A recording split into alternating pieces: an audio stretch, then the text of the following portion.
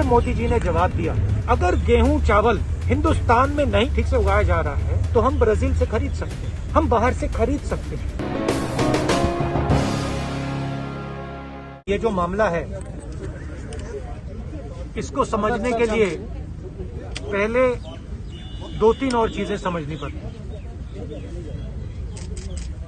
ये जो आज बॉर्डर पे हो रहा है और ये जो 3 नए कानून आए हैं, ये शुरुआत नहीं है, शुरुआत बहुत पहले हुई और इस बात को मैं सालों से उठा रहा हूं। सवाल आपको याद होगा भट्टा परसोल, पहली बार ये भट्टा परसोल में उठा था कि इस देश में किसान का क्या हक है, किसान की क्या राइट है, क्या जमीन, किसान की जमीन उसकी है या किसी और की, जो किसान उगाता है उसका फायदा उसको मिलेगा या किसी और। तो पहली बार ये सवाल भट्टा परसोल में उठा, उसका जवाब कांग्रेस पार्टी ने दिया, लैंड एक्विजिशन बिल को बदला। मोदी जी ने लैंड एक्विजिशन बिल को रद्द करने की कोशिश की, हमने उनको रोका। फिर उन्होंने कहा कि ठीक है, सेंटर पे हम लड़ नहीं पा रहे हैं, स्टेट्स पे उन्होंने लैंड एक्विजिशन बिल को रद्द कर दिया। दूसरा कदम, अब ये नया कदम आया है, ये जो 3 कानून हैं, ये किसान को खत्म करने के कानून हैं। मैं आपको एक एनेक्डोट देता हूं जिससे आप ये बात समझ जाएंगे। कुछ साल पहले एक बहुत बड़े सीनियर लीडर से मेरी बात हो रही थी और उन्होंने मोदी जी से बात की थी और किसानों के बारे में बातचीत की थी और वो मुझे उस कॉन्वर्सेशन के बारे में बता रहे थे। इससे नरेंद्र मोदी जी का माइंडसेट पता लग जाता है। उस बातचीत में नरेंद्र मोदी जी से नेता ने कहा कि भैया देखिए,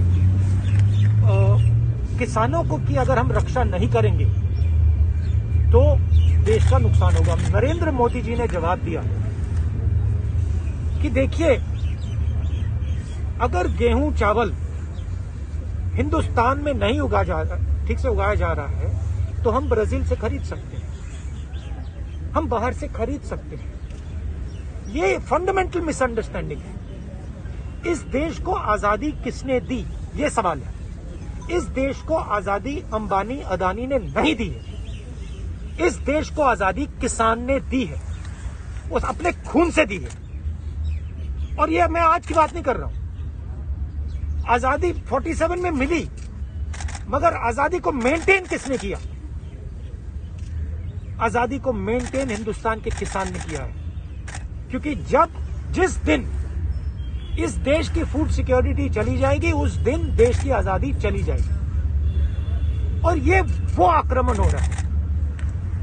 एक तरफ नरेंद्र मोदी जी हैं, उनके 2-3 उद्योगपति मित्र हैं और दूसरी तरफ हिंदुस्तान है।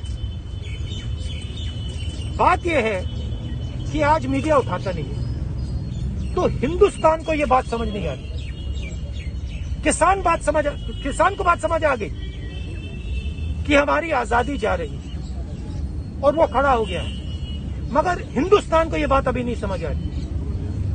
हिंदुस्तान को यह बात समझ नहीं आ रही कि अगर किसान की आजादी गई, अगर किसान का हक गया, तो फिर अगला कदम मिडिल क्लास, अगला कदम वर्कर, अगला कदम आईटी प्रोफेशनल। तो मेन बात यह है कि अगर हमने इसको यहां नहीं रोका तो ये आगे बढ़ता जाएगा। चल जाइए, मैं बोल रहा हूं। देखिए, रोजगार की बात करते हैं। जो भी यूपीए ने किया था, इकोनॉमिक ग्रोथ रेट तो जो हमने दी थी, करोड़ों लोगों को गरीबी से निकाला, रोजगार दिलवाया। मैं आपसे पूछना चाहता हूं, आज हिंदुस्तान की इकोनॉमिक हालत क्या है? युवाओं को रोजगार नहीं मिल रहा है। नरेंद्र मोदी जी कहते हैं कि कोरोना से बहुत नुकसान हुआ। नुकसान पहले से हुआ था। नुकसान एक ही है कि जो हमारे प्रधानमंत्री हैं, और इसको हिंदुस्तान के युवा को समझना पड़ेगा, आज नहीं तो कल, कल नहीं तो परसों, और मैं बोलता जाऊंगा जब तक समझें। नरेंद्र मोदी और उनके 2-3 उद्योगपति मित्र, जो भी आपका है वो आपसे छीनने जा रहे हैं। किसानों पर ये 3 कानून लगाए, युवाओं से रोजगार। जहां भी आप देखिए, मीडिया में देखिए, आईटी में देखिए, रिटेल में देखिए, पावर में देखिए, पूरे हिंदुस्तान में देखिए, आपको 4-5 लोग दिखेंगे। 4-5 बड़े बिजनेसमैन हैं और नरेंद्र मोदी हैं, और बाकी कोई है ही नहीं। ना किसान है, ना मजदूर है, ना कि बाकी बिजनेस वाले हैं। एयरपोर्ट, कोर्ट, सब कुछ बस ये 5 लोग चला रहे हैं। और कौन चलाने दे रहा है? नरेंद्र मोदी। ये सच्चाई है। और नरेंद्र मोदी हिंदुस्तान को नहीं समझ रहे हैं, क्योंकि नरेंद्र मोदी सोचते हैं कि किसान को पता क्या हो रहा है अभी, और मेरे किसान भाइयों को ये समझना पड़ेगा, टाइम जाया किया जा रहा है, आपको थकाया जा रहा है, आपको थकाया जा रहा है, आपको वहां बैठाया गया है, और वो सोचते हैं कि किसानों में शक्ति नहीं है। वो सोचते हैं ये 10 दिन में, 15 दिन में, 20 दिन में चले जाएंगे। क्योंकि बेसिक जो रिस्पेक्ट होती है, बेसिक जो इज्जत होती है, नरेंद्र मोदी जी किसान की इज्जत नहीं करते। वो सोचते हैं कि अगर हमने इसको 10, 15, 20, 30 दिन यहां बैठा दिया, ये भाग जाएगा, डर जाएगा, हट जाएगा। नरेंद्र मोदी जी, हिंदुस्तान का किसान नहीं डरेगा, नहीं हटेगा, वो बैठा रहेगा।